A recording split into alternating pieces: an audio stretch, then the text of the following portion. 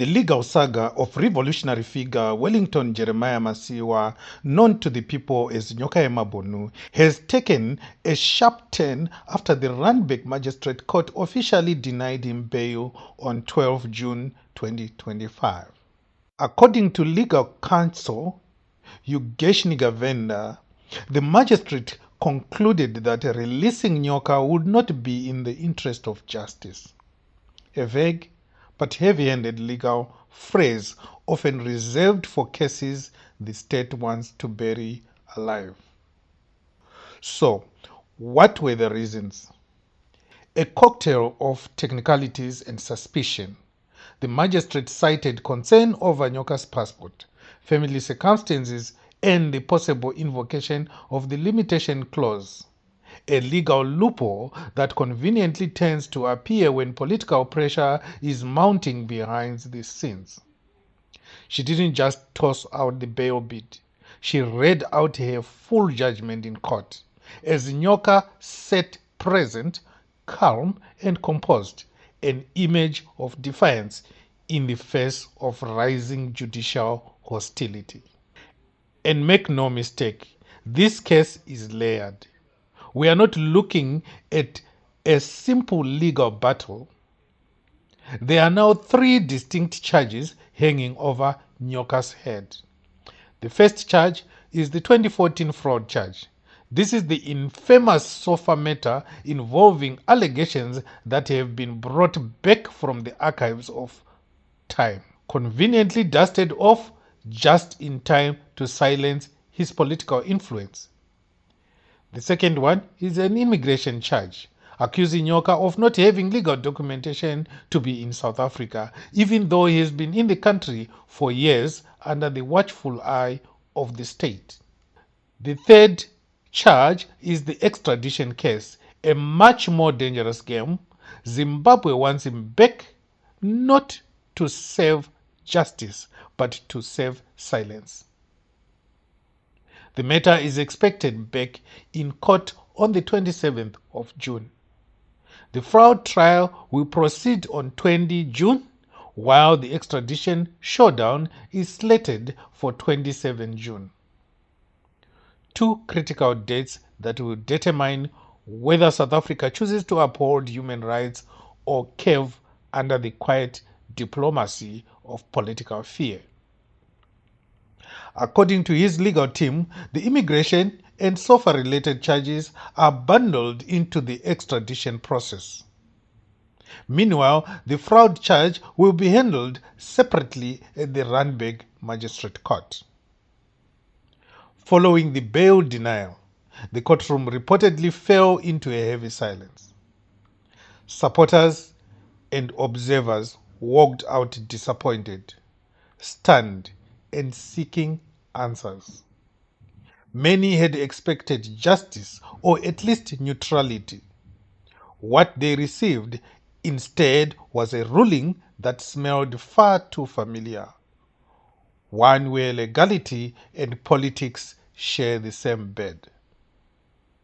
Nyoka's lawyers have confirmed that they will now escalate the matter to High Court. A formal application is being prepared, with requests already filed to obtain the official transcripts and court records from Randburg. Once acquired, they will challenge the bail ruling at a higher level.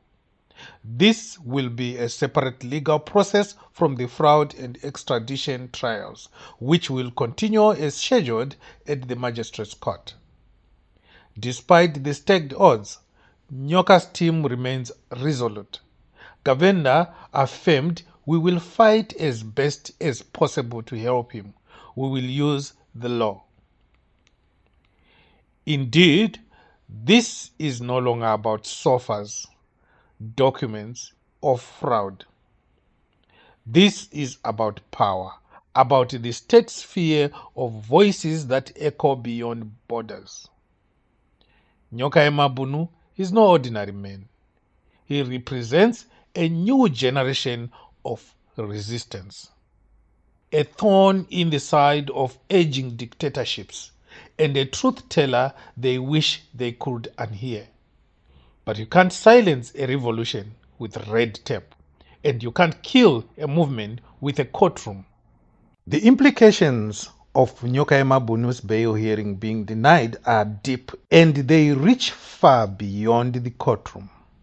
In fact, this legal move might ironically protect him from the very forces that were allegedly planning to kidnap or forcibly extract him back to Zimbabwe. Let's break this down.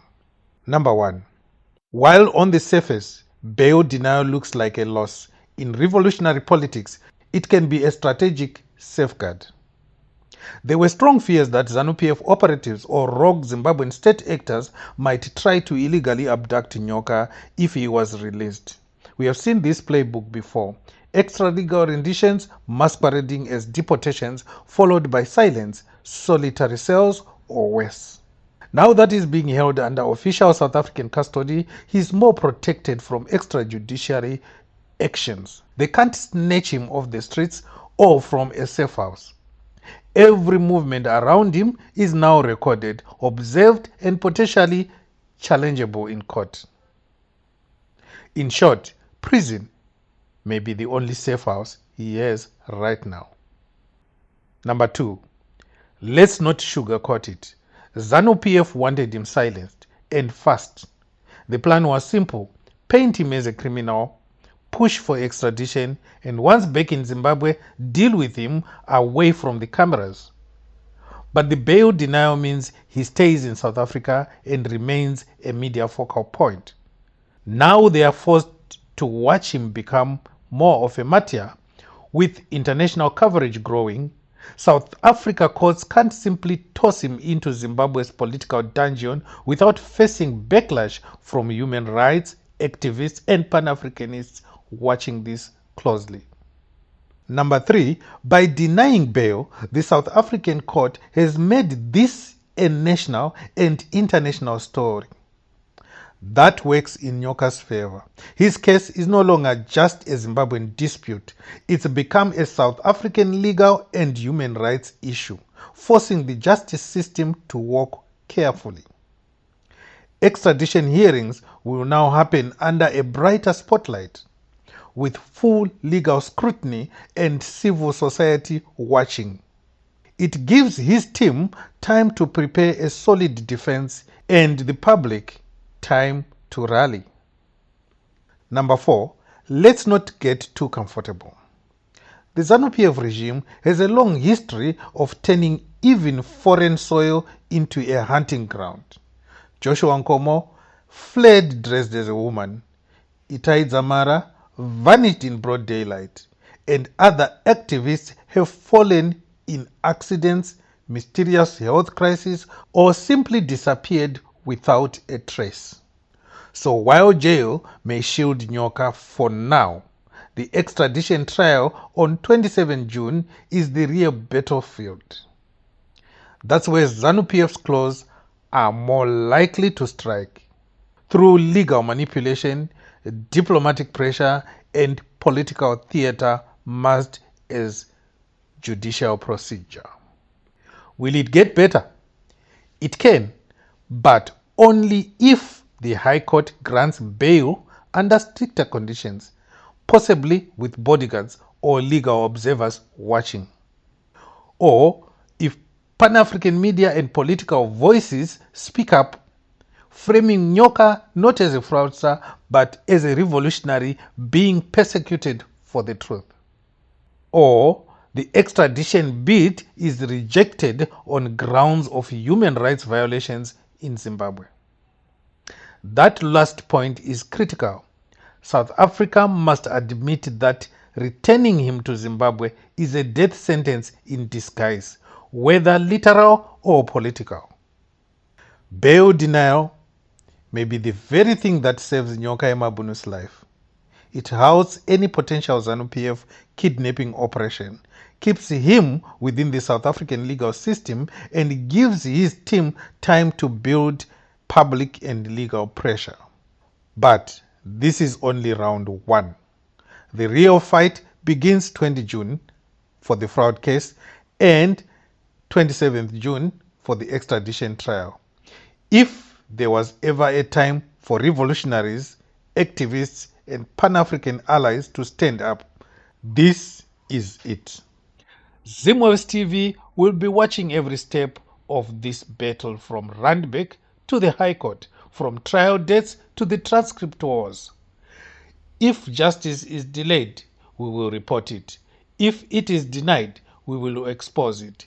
And if the people's voice is crushed, we will amplify it. Subscribe now to Zimwaves TV, because the truth won't speak for itself unless someone dares to give it a mic.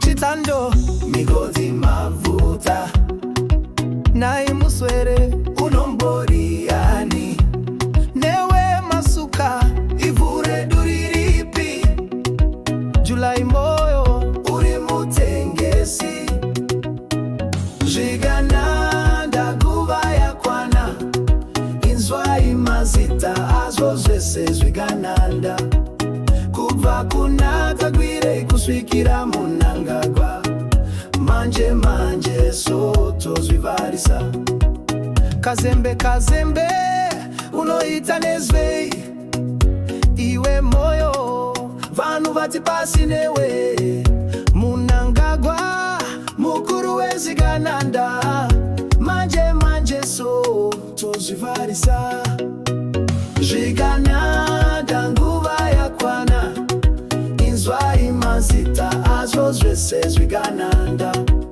kubva kunatagwire kusvikira munangagwa manje manje soto zvivarisa wikinero chivayo mari yedu iripi iwe sakupwanya chimukute chiripi George kuva matanga zosa mari yedu isura na vevu kufe matazarirwa zvigananda nguva yakwana inzwa imazita azvo zvese zvigananda kubva kunatagwire kusvikira munangagwa manje manje soto zvivarisa nyaicharumbira wakawandepi iwe mangu jaiwe mari yedu iripi newe mutuli waondora nyika obe ichimuka uri chigananda zvigananda nguva yakwana inzwa imazita azvo zvese zvigananda kubva kunatagwire kusvikira munangagwa manje manje soto zvivarisa nyaitungwarara uchatizirepi iwe kwande mari yedu iripi garwe mutengesi watitukirei owe nemuta mujiba webaranzi zvigananda nguva yakwana inzwa imazita azo zvese zvigananda kubva kunatagwire kusvikira munangagwa manje manje soto zvivarisa tatenda mavetera unombozivei chinomona wakamira nani vamudenda tinyerei upano tino machakaire hanya dziripi zvigananda nguva yakwana inzwa imazita azvo zvese zvigananda kubva kunatagwire kusvikira munangagwa manje manje soto zvivarisa imi vamutsvangwa ivai pangwena newe paradza hauna nechikoro choswe naimatuke muzukuru wapindwa nei chadzamira kusvikariniko zvigana